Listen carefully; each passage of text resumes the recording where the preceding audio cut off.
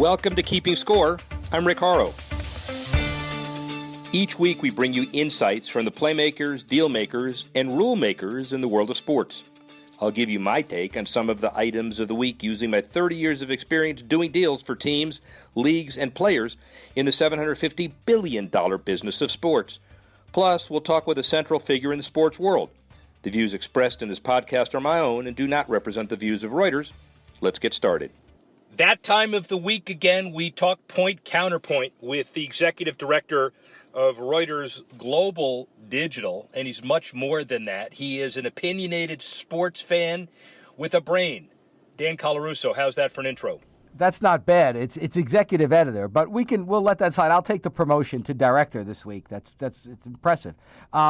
Yeah, Rick, this is it's almost Super Bowl Sunday. Almost Super Bowl Sunday. We're very excited about Super Bowl Sunday. Well, we're excited. Robert Kraft is excited, and Arthur Blank is excited, the owners of the Patriots and Falcons, respectively. Does Kraft still get excited about Super Bowls? Isn't that like you and me changing socks? Yeah, it is. But, after you do it 6 times, I guess, he's worried about his legacy as one of the best teams in the history of sports. And who can blame him? Without a doubt. Yeah, without a doubt. Right. Without a doubt. And on the other side of it, Arthur Blank, a Home Depot guy, retail guy, that's where he made his money. And you see how excited he is on the sideline. But, listen, the on-field success of the Falcons plays a huge role in preferred seat license sales at the new Mercedes-Benz Stadium, which, by the way, Dan, will be absolutely spectacular. They sold less than 33,000 of these PSLs at the start of the season to more than 41,000. Now they're moving closely to their 61,000 target. And listen, performance can't guarantee happiness, but if you perform well and you're out there marketing your stadium, what could be better? No, it's fantastic. What's Matt Ryan's cut of that? Because had he not had the comeback season of his career, they wouldn't be in this situation, right? I mean, it's a good, Atlanta is a good sports town, right? But they've always had kind of rocky relationships with new venues, new stadiums. I know the Braves now are in catch a little bit of local heat because they're moving out to Cobb County. Yeah, it's a rocky road in the sense that the Braves won all of those Eastern Division championships, but only one series, and they got a lot of heat. The Thrashers didn't win anything, and now they're in Winnipeg. And the Hawks are kind of mired in mediocrity, Phillips Arena. This new stadium, nearly $2 billion. It is tremendous. And to answer your question, Matt Ryan does not get a cut. He gets a big contract at the back end of this. Are you advocating the notion that players should get paid a piece of a team's success? How novel. It is a novel idea.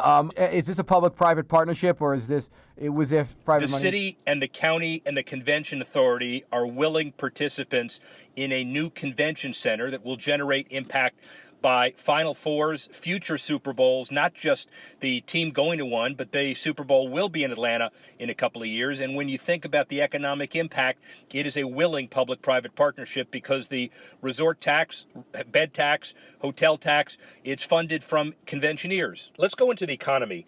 A lot of discussion about walls and economics and immigration, but here's an issue that's pretty significant. The surge in the U.S. dollar bolstered the domestic economy, but detrimental to many Mexican soccer clubs. Liga MX negatively affected by the strengthening of the dollar. The revenues are in pesos. The expenses are in dollars. So, for example, a player bought for $8 million in 2013. The Mexican equivalent, 102 million pesos. Now, 176 million pesos. TV contracts, exception is the only exception. Ticket sales, food, beverages paid in pesos. It's a big issue if you're a Mexican sports entrepreneur. I'll agree with you. I would even argue further that I don't know if necessarily a strong dollar is a great thing for the U.S. economy if you look at exports and the like. But let's look at this. If NAFTA comes under extreme pressure, the kind of pressure we're expecting, what does that do to the Mexican economy, the sponsors of these soccer clubs, the cities that support them, the fan bases underneath them? There's a structural issue there. NAFTA did many things. It eroded the U.S. middle class, but it did also develop a deeper middle class in Mexico. And I would imagine these are the fans, these are the viewers, these are the jersey buyers. The currency is almost the tip of the iceberg here, isn't it? Yes, and very good point. Mexico City, Monterrey, always supported their soccer because there were enough people just by volume. But Juarez, other cities like that, we know that they've now entered into the newer league, which is the more expensive barrier to entry. So there is going to be a very tight leash in the future. on how to make the Mexican sports entrepreneurs successful. And, Dan, even more important is there is a joint opportunity for Mexico, Canada, U.S. to bid successfully on things. The U.S. Olympic bid in L.A. for 2024, we'll talk about in a minute. Right. But also World Cup 2026. Everybody expects North America to get in the rotation with a joint bid. And if NAFTA's undone and there's a lot of emotional angst about it, right, do we really have a great opportunity for Mexico, Canada, U.S. to go kumbaya into the night? Great point, Rick, because people don't think of that, but it's going to require some partnership on spending, on marketing, on just getting it done, because these bids are not easy, right? So I think it's going to be something worth watching on a lot of different fronts. Yeah, and let's look at something that's worth watching in another context. We're talking about soccer as a Mexican sport. Soccer in the U.S. looking pretty good. Target, heavy investment in the MLS, a multi-year deal to become an official partner of the league. The Minnesota-based retailer will also be on the front of the new expansion Minnesota United jerseys. And for a consumer brand like Target, television, stadiums, ownership to connect with MLS, it's a big deal for American soccer. I think this is a great move by Target. And I think the idea that Target sells to families, right? Target sells to the middle class, the decidedly middle class. When you look at the MLS fan base right now, I would imagine it skews very heavily toward families and very heavily toward new or second-generation immigrants who have come with a tradition of soccer, whether it be from Africa, from Latin America, or from Europe. And I think that it's a great move by Target. It puts them in the sweet spot of its demographic. And I just think it's a good move for both sides. It's a nice little kiss to get on a jersey, and you don't think of Target as that kind of sponsor, and it's nice to see. And that's the cake. Here's the icing. Very rare that a headquarters city sponsor will have an opportunity to do a league-wide deal that includes being the basically title named jersey sponsor of an expansion franchise in their backyard. So when their home, a little home cooking. Yeah, sure. and when Minnesota plays in the existing stadium, then moves into its new stadium, Target will be right there. Let's talk about L.A. The West Coast orientation of the L.A. 2024 bid. $270 million Coliseum renovation. They're going to do the opening ceremonies at the new venue, the Memorial Coliseum, and the closing ceremonies in the new Inglewood NFL venue, $2.6 billion. And the region will capitalize on its biggest legacy, which is they've held successful games before, and you don't have to pay a lot for infrastructure. So kudos to L.A. for the 2024 bid.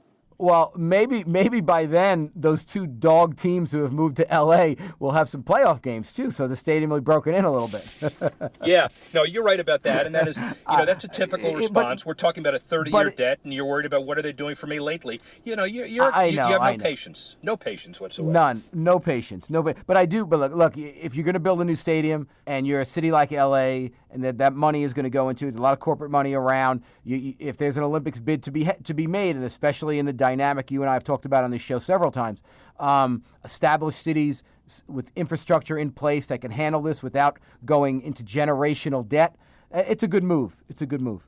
Well, and they're also emphasizing international, but also avoid been there, done that. The Coliseum will have a giant facelift, which is great, but to end the games in an entirely different stadium, which is unlike any other bid where you open and close in the same place. And a new stadium being, regardless of the dog teams, the $2.5 billion stadium, it's a great deal. Well, Rick, while we're on the Olympics, why don't we go back a minute to about 2 weeks ago on our prediction show when somebody, a very wise man, I believe, said that Alibaba would make a big splash in sports business in 2017.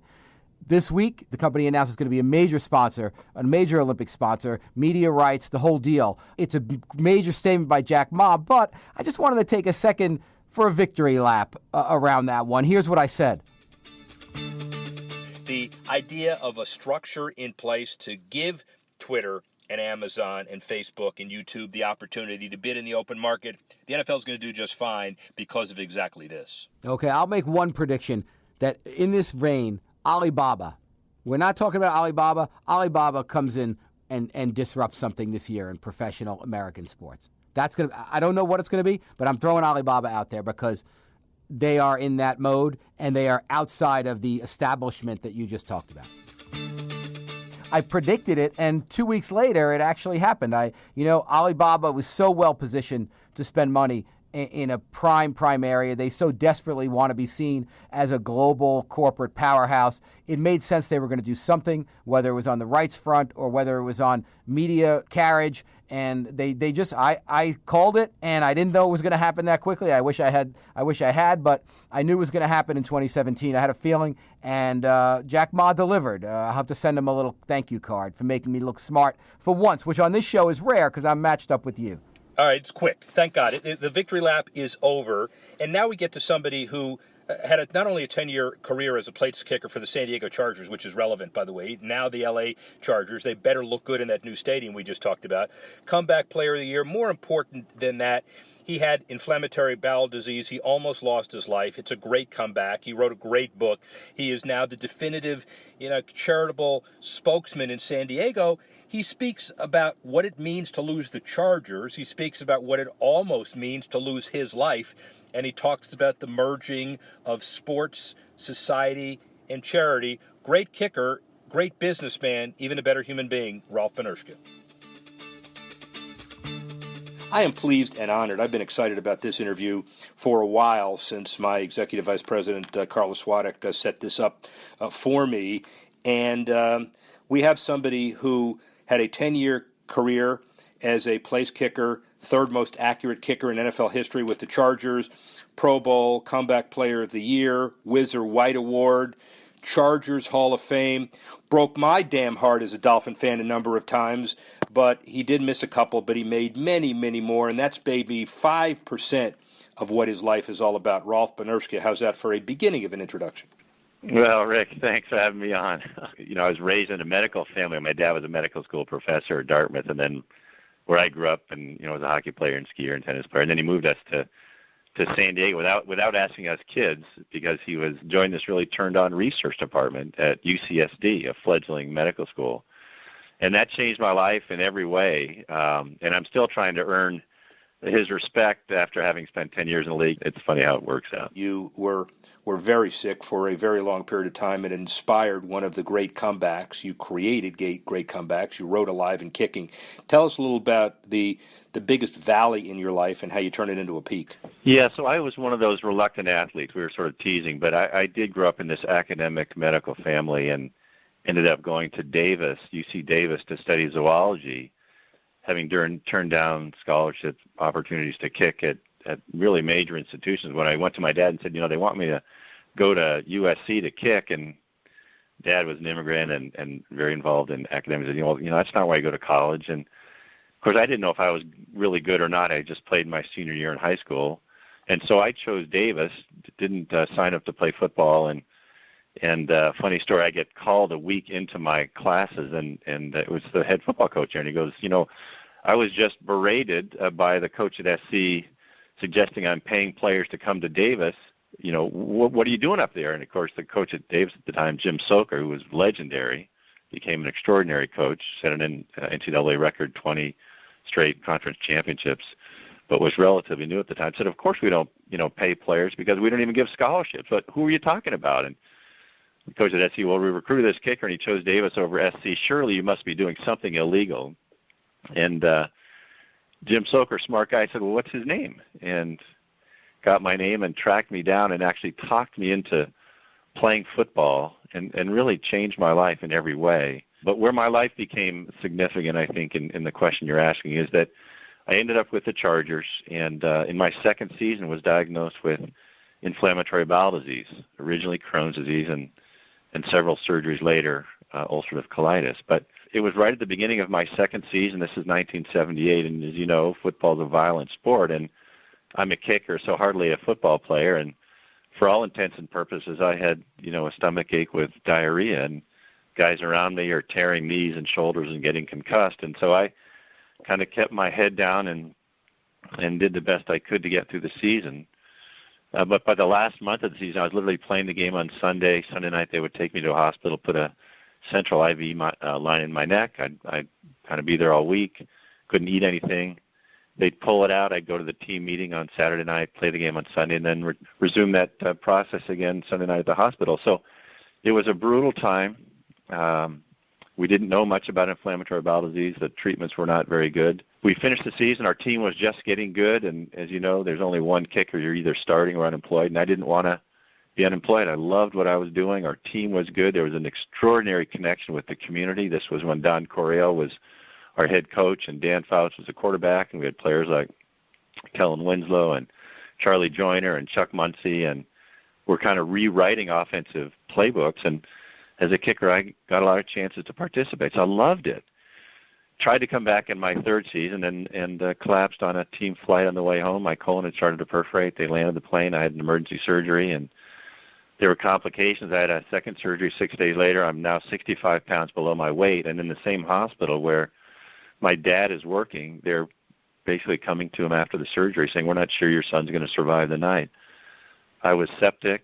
I woke up with 2 ostomy bags on my side and would spend almost 6 weeks in intensive care unit, and just extraordinarily lucky. I got great medical care there to live. And then I woke up and say, why did I live? I think I would have preferred to die, because in my mind, there was no reason to live. I assumed because of the condition I was in with these ostomy appliances on my side, I couldn't play the sports I loved. I was a tennis player and a skier and a hockey player and a scuba diver. I think I'll never do that. I'm making my living as a professional football player. Nobody's ever played with an ostomy. I'm sure I'm never doing that. And I was single at the time, 24. And I like girls, and I'm going, I'm sure never doing that again. Why didn't I just die? And I went through a really difficult time and was extraordinarily lucky to discover that all those fears actually didn't happen. I could end up playing all those things, return to play 7 more years, and 4 of those with ostomy bags. I would have subsequent surgeries to get rid of them. And I'm now married just to a stunning gal. We've been married for 28 years and love my life. So I'm an extraordinarily lucky guy, Rick. It's an incredible story. The world that you had to survive was just absolutely incredible. So we'll get back to football in a few minutes. So off of that, and once you realize that you had a 10-year career and you had a platform and a pulpit, tell me about Legacy Health Strategies, what it is, how you founded it, and what you're doing. Yeah, well, the first thing, I had an agent back then named Lee Steinberg, who was really a revolutionary guy who was an idealist, and I was a brand new client of his, and he was brand new in the business, and we were both pretty idealistic, but he made me appreciate that I had a platform now as an athlete, and my passion was wildlife. I had spent a summer living in South Africa after my senior year in high school. I was involved where they saved the white rhino on rhino capture, darting white rhinos. I mean, it's just right out of the movies, really.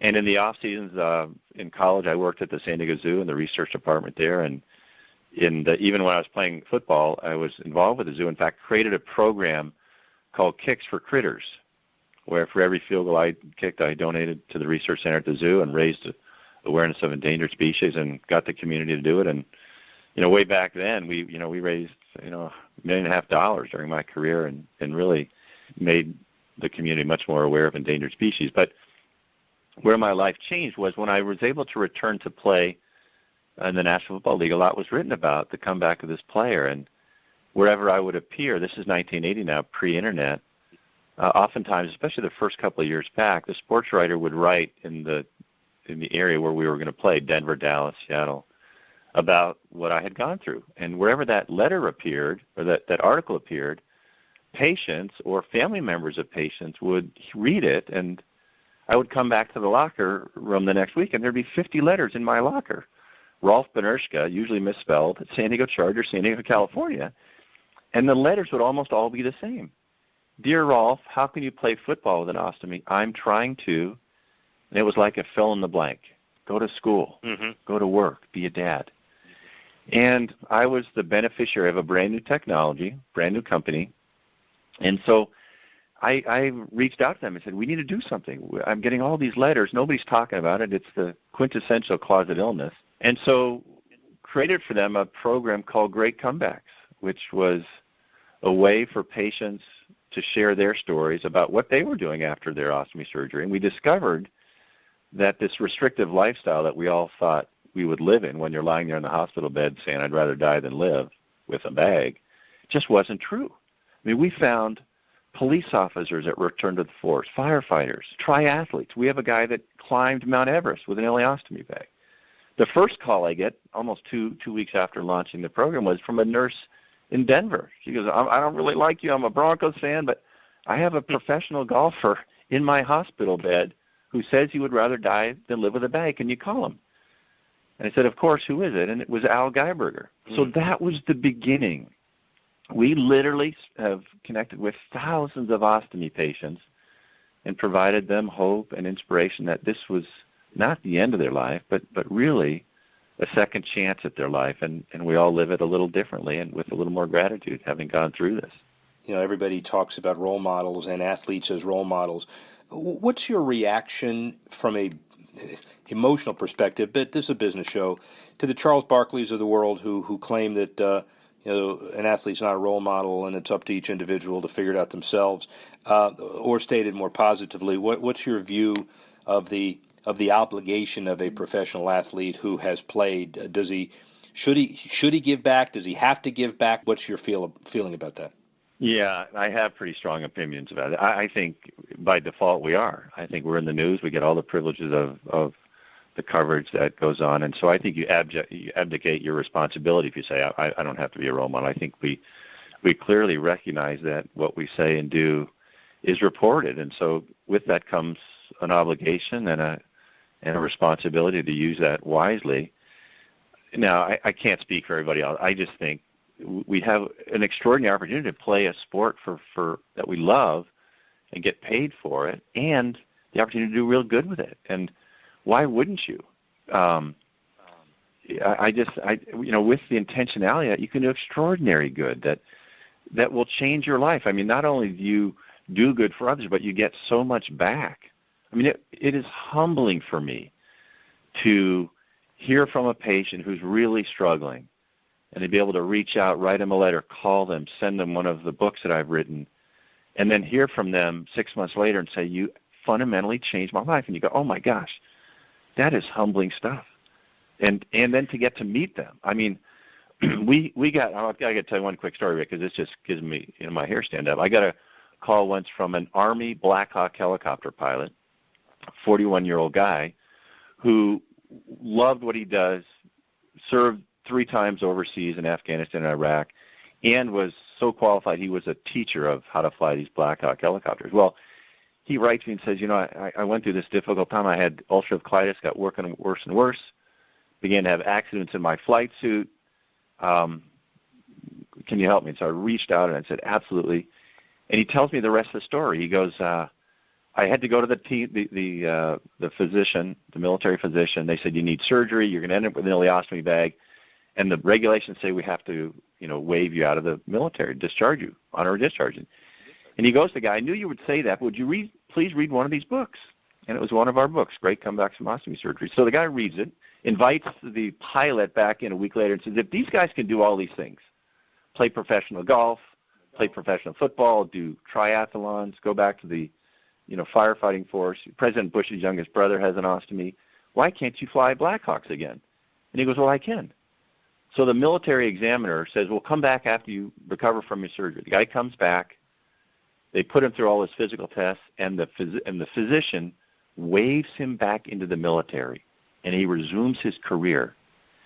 And a year later, he sends me a flag from Afghanistan flown over his camp on one of his Black Hawk helicopters to thank me for what I had done. And it's just not me, but it's what we had done with our program. And I'm with him, a friend of his today, called me out of the blue from Saudi Arabia. He's a contractor now in Saudi Arabia. I mean, it gave this guy his life back. And, I hear that several times a week. I mean, that's heady stuff. And also, it's not just being in a position to do good, but it's actually doing good, and you're there, and you've done it. And it kind of leads me to my almost final question, and we could do this for hours, and it's you are an inspiration. What's it like? You live in Del Mar, and you're going to see the team pack up the moving vans and go up the coast. And we don't have to get into, did the Spanos family do all they could to do a stadium in L.A., that in Mission Valley and San Diego? That's for another show. But what did the team mean to San Diego? How do you feel about let's say from a business, from an emotional perspective, the team packing up and moving to LA? Well, it's a question with a lot of tentacles, but I'll tell you, first of all, I'm a hugely biased fan because I played for the team. They changed my life. They gave me extraordinary opportunities. And I watched this city love this team unconditionally. So my feeling about it in general is that the owners think they own the team, but the community believes they own the team and that the physical owners are really just stewards. And so when a team moves, the fans feel just incredibly violated, and that's the case here. The impact that's not measured is all of the things that happen when a community gets touched by a team. The players that are going out and speaking at schools and igniting in a young kid the vision that he might someday be able to do this. The connection a father makes with a son or daughter, bringing them to a game for the first time and establishing a lifelong memory that gets built on as those teams continue to stay there and those kids grow and continue to connect with the team. And then there's the philanthropic aspect. So when I went through my illness, there was a spontaneous response to replace the blood that I used. I needed 80 units of blood, and a secretary at the Chargers saw that, had volunteered once in her life at the blood bank, and so called the radio station that covered our team and said, we need to replace the blood. Radio station in 2 days sent out a little, on-air blurb, and 1,000 people showed up, waited 4 hours to give blood. And then the Chargers and the blood bank got together and for 38 years have held the Chargers blood drive. And annually, it's the largest collection of blood in the country. It's in the Guinness Book of World Records.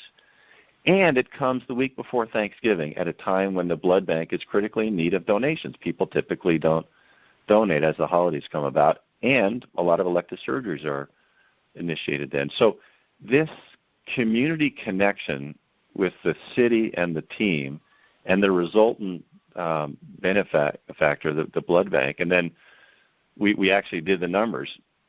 It's 2 Qualcomm stadiums full of people that have received blood in San Diego from the blood drive. I mean, that's an enormous impact that you really can't measure. But now that goes away, and there are dozens and dozens of those kinds of outreaches that are going to leave the city. And it's a perspective that you have so many other perspectives, but that one seems to be pretty darn compelling. We just have a minute, and it's a question that I need to ask given where we are with the NFL today. We had a kicker who, Chris Boswell of the Steelers, single-handedly basically win a game with 6 field goals, the most ever in postseason play just recently. And you've had kickers last year miss a 20-yarder in a playoff game against Seattle, albeit with the elements.